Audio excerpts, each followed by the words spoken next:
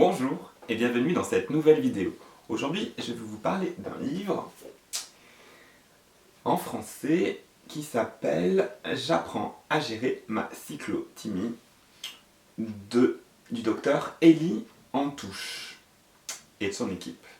Alors, pourquoi je parle de ce livre? Parce que, étant personnellement une personne plutôt créative, j'ai toujours été dans les milieux artistiques ou créatifs, il y avait des choses dans mon comportement qui m'échappaient, qui me frustraient un petit peu.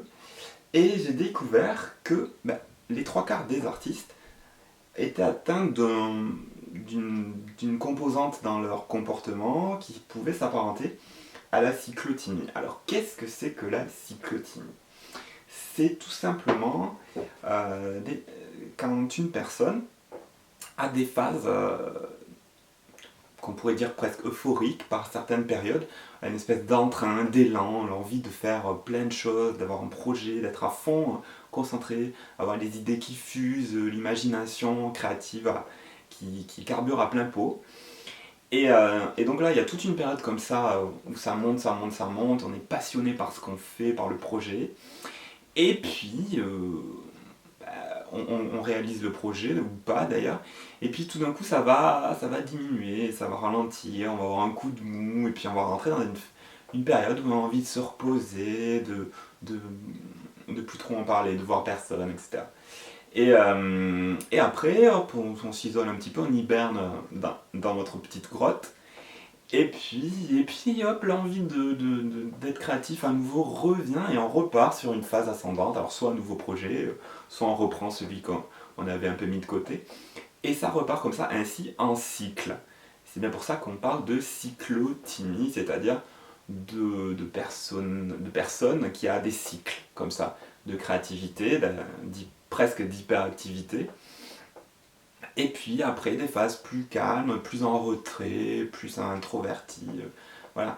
Et moi au début je me disais mais ouais, je suis pas normal, j'arrive pas à être stable et tout ça.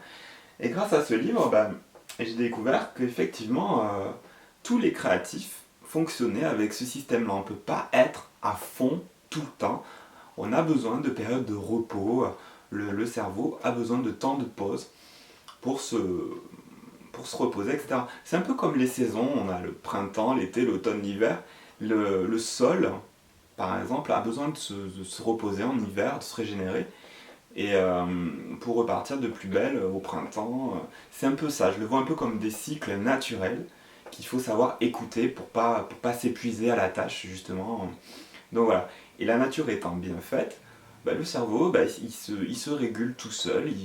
Quand il y a eu une période trop, trop euphorique, eh bien, il a besoin de se ralentir un petit peu, de se reposer, et ça fait du bien, et c'est tout à fait normal.